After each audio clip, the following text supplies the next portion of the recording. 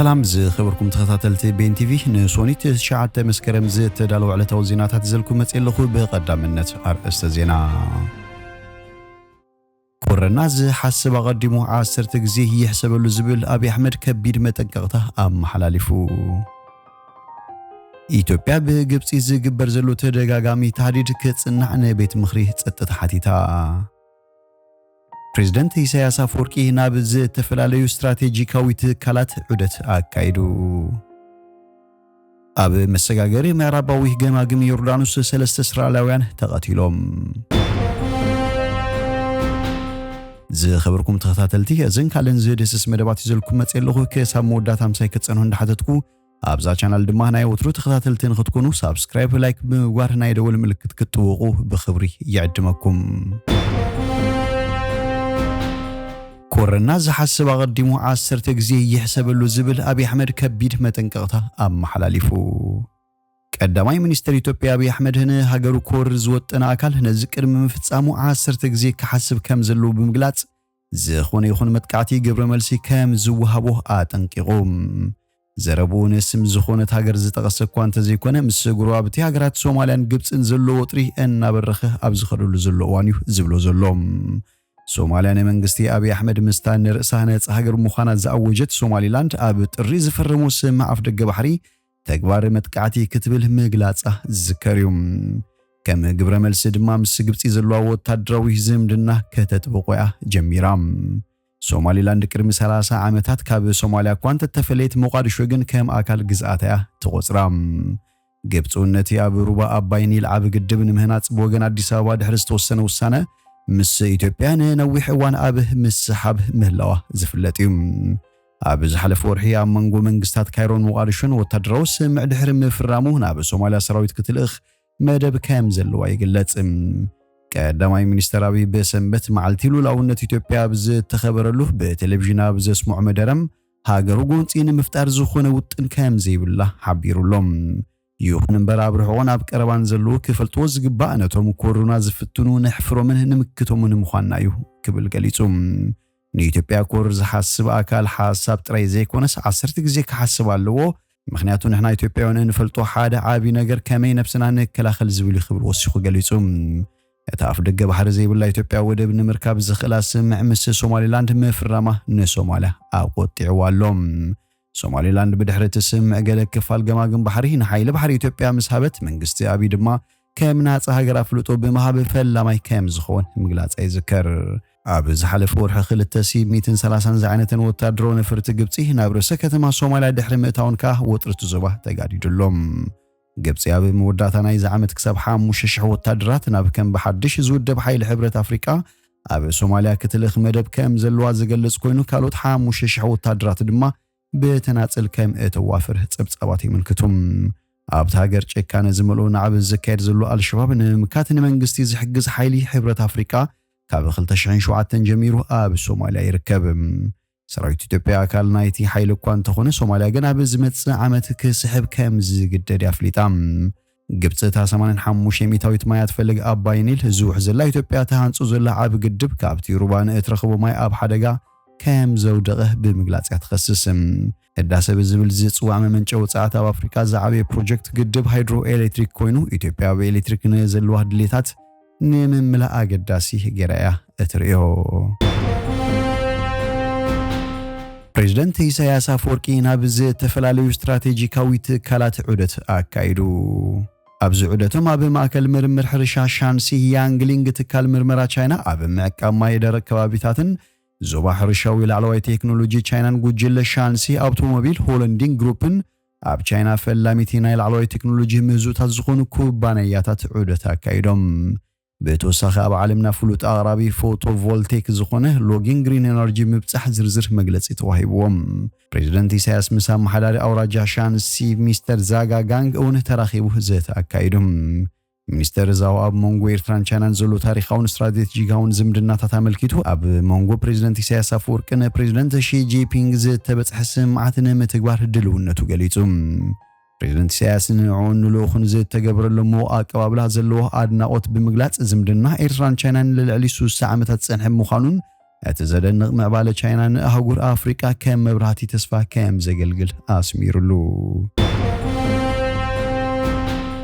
ኢትዮጵያ በግብጽ ዝግበር ዘሎ ተደጋጋሚ ተሃዲድ ክጽንዕነ ቤት ምኽሪ ጸጥታ ሓቲታ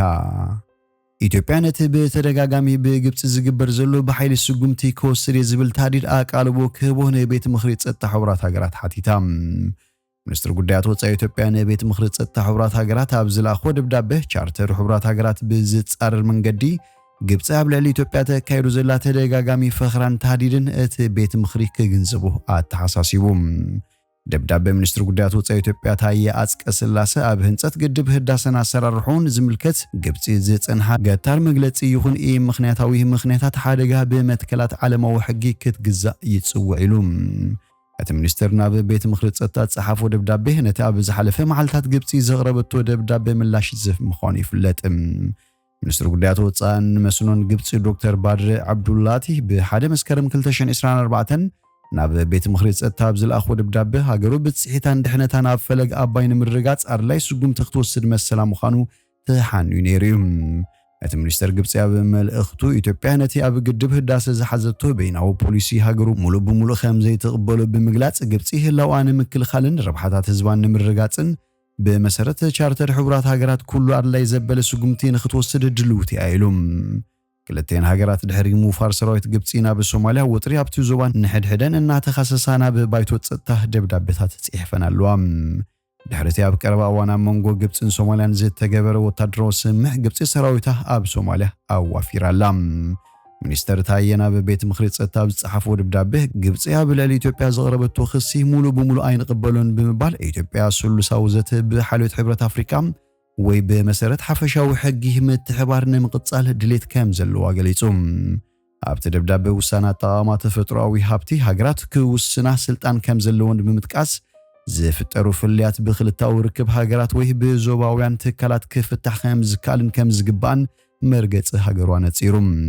ኢትዮጵያ ዝኾነ ይኹን ፕሮጀክት ማይ ግብጽ ኣብ ልዕሊ ናይ ኢትዮጵያ ግቡእ ፍትሓዊ ሕጋዊ ብጽሒት ማይ ኣባይ ዝኾነ ይኹን ጽልዋ ከም ዘይብሉ ከተረጋግጽ ትደሊ ሚኒስትር ታየ ቀዳማይ ሚኒስትር አብይ ኣብ ዝሓለፈ ዓመት ናብ ግብጽ ኣብ ዘካየዱ ምብጻሕ ምስ ፕሬዝዳንት ዓብዱልፈታሕ አልሲሲ ተራኺቡ ኣብ ጉዳይ ግድብ ህዳሴ ኣመላልኡን ዝምልከት ስራሓት ስሉሳዊ ዝተኽገብር ኣብ ምርዳእ ከም ዝበጽሑ ጠቒሱ ይኹን እምበር ኢትዮጵያ ነቲ ዘተነ ምቕጻል ኣብ ሙሉእ ምድላው እኳ እንተነበረት ግብጽ ካብቲ ስሉሳዊ ዝርብ ከም ዝወፀት ኣፍሊጣ ኢሉ ግብጽ ካብቲ ስሉሳዊ ዘተ ምውፃእን ናብ ባይቶ ጸጥታ ተደጋጋሚ ደብዳቤታት መልኣኽን ፍልልያት ብዘተን ምፍታሕ ኣብ ዝግበር ጻዕሪ ካልእ ዕንቅፋት ኮይኑ ምጽንሑን ወሲኹ ገሊጹ ግብጽን ማይ ኣባይ ንበይና ናይ ምጥቃም ድሌት ከም ዘለዋ ዝገለጸት ሚኒስትር ኣብ ቀረባ እዋን ቀዳማይ ሚኒስትር ግብጽ ኣብ ዝኾነ ሃገር ዝካየድ ዝኾነ ይኹን ልምዓታዊ ፕሮጀክት ግብጽ ኣብ ታሪኻዊ ሩባ ኣባይ ብዘይጸሉ ወይ ብዘይንክ መንገዲ ክካየድ ኣለዎ ኢሉ እዚ ድማ ግብጽ ክሳብ ሕጂ በቲ ንኻልኦት ሃገራት ኣብ ግምት ዘእቱ መግዛእታዊ ሕግታት ክትከይድ ትደሊ ከም ዘላ ዘርእዩ ክብል ታየን ኣባይቶ ጸጥታ ዝላኹ መልእኽቲ ኣመልኪቱም እቲ ሚኒስትር ኢትዮጵያ ንኹሉ ክሰማማዕ ዝኽእል ምርዳእ ክግበር ዘሎ ቁራጽነት ተርኢ ከም ዘላ ብምግላጽ እቲ ስሉሳዊ ዘተ ብሓይሎት ሕብረት ኣፍሪቃ ወይ ብመሰረት ሓፈሻዊ ሕጊ ምትሕባር ንምቕጻል ድሌት ከም ዘለዋ ገሊጹ ኣብ መሳገሪ ምዕራባዊ ገማግም ዮርዳኖስ ሰለስተ እስራኤላውያን ተቐቲሎም ኣብ ዶብ ዮርዳኖስን ምዕራባዊ ገማግም ሰለስተ እስራኤላውያን ብዝተተኮሰ ጥይት ከም ዝተቐተሉ ሰመዝ እስራኤል ገሊጾም መሃር ጃዚ ዝተባህለ ዮርዳኖሳዊ ዕጡቅ ካብ ዮርዳኖስ ናብ ድልድል ዓለም ቢህ ገጹ ብመኪና ጽዕነት ብምቕራብ ካብታ መኪና ወሪዱ ትኹሲ ከም ዝኸፈተ ሰራዊት እስራኤል ሓቢሮም ኣካላት ጸጥታ ነቲ ዕጡቅ ከም ዝቐተሉን ሓይልታት ምክልኻል እስራኤል ድማ ኣብታ መኪና ነታጉ ከይህሉ ተፍትሽ ከም ዝገበሩ ተሓቢሮም ዮርዳኖስ ነታ ብትሕቲ ቁጥጥር እስራኤል ኣብ ዝርከብን መኻይን ዮርዳኖስ ናብ ምዕራባዊ ገማግም ዝኣቱ ንብረትን ዘራግፍሉን ከባቢ ዘጋጠመ ክስተት ተመርምሮ ከም ዘላ ኣፍሊጣ ሰለስቲኦም ደቂ ተባዕትዮ ኣብ ሓልዋ ደው ተዋፊሮም ዝሰርሑ ዝነበሩ ኮይኖም ወታደራት ወይ ፖሊስ ከም ዘይኮኑ ተገሊጹ እስራኤላዊ ሚድያ ካን ኒውስ ነዚ መጥቃዕቲ ዝፈጸመ ጃዚ ወዲ 39 ዓመት ከም ዝኾነን መርሕ መኪና ጽዕነት ከም ዝነበረን ገሊጹ ዓዶ ዮርዳኖሳዊ በዓል መዚህ ዶባብቲ ከባቢ መራገፊ ጽዕነት ብውሕዱ ክልተ ደርዘን ዝኾኑ ዮርዳኖሳውያን መርሓቲ መኻይን ንምርምር ብወታደራት እስራኤል ተታሒዞም ከም ዝነበሩ ንሮይተርስ ተዛሪቡ ድሕሪ ፍጻሜ እስራኤልን ዮርዳኖስን ዘሳግሩ ከባቢታት ከም ዝተዓጸው ሰመዝ እስራኤል ገሊጾም ኣለዉ እቲ ንጉስ ሑሴን ወይ አለምቤ ተባሂሉ ዝፍለጥ ድልድል ኣብ መንጎ ኣማንን ኢየሩሳሌምን ዝርከብ ኮይኑ ኣብ መንጎ ዮርዳኖስን ምዕራባዊ ገማግም ዝርከብ እንኮ መሳገሪ እዩ። አለምቤ ብእስራኤል ዘይሓልፍ ናብ ምዕራባዊ ገማግም ዝእትውሉ እንኮ መንገዲ እውን እዩ። ዮርዳኖስን እስራኤልን ጸጥታዊ ንግዳውን ዲፕሎማሲያውን ሽርክና ዋላ እኳ እንተሃለወን ዮርዳኖስ እስራኤል ኣብ ልዕሊ ፍልስጤማውያን ንእትወስዶ ስጉምቲ ኣትነቅፍም። ብዙሓት መካይን ጽዕነት ዮርዳኖስ መዓልታዊ ዶብ ሰጊረን ናብ ዕዳጋታት ምዕራባዊ ገማግም እስራኤልን ንብረት የቕርባ እየን። ቀዳማይ ሚኒስትር እስራኤል ቤንያሚን ኔታንያሁ ኣብ ምጅማር ኣኼባ ካቢነ ሚኒስትርታት ከቢድ መዓልቲ ነይሩ ብምባል ንስድራ ግዳያት ጽንዓት ተመንዩ። ንሱ ወሲኹ እዚ ኣጸያፊ ሽብራዊ ተግባር ኣብ ድልድል አለምቤ ንሰለስተ ዜጋታትና ብጭካነ ቀቲሉ ኢሉ ሰመዝ ሓማስ ነዚ ቅትለት ሓላፍነት እኳ እንተዘይወሰዱ ነቲ ፍጻመ ግን ንኹናት ቃዛ ዝተዋህበ ባህርያዊ ምላሽ ኢሎም። ዝኸበርኩም ተኸታተልቲ ቤን ቲቪ ንሎሚ ዝብልናዮ መሰናዶና ኣብዚ ወዲና ኣለና። ምሳና ስለ ዝጸናሕኩም ብልቢ ነመስግን። በብዘለኹም ሰላም ተመነና።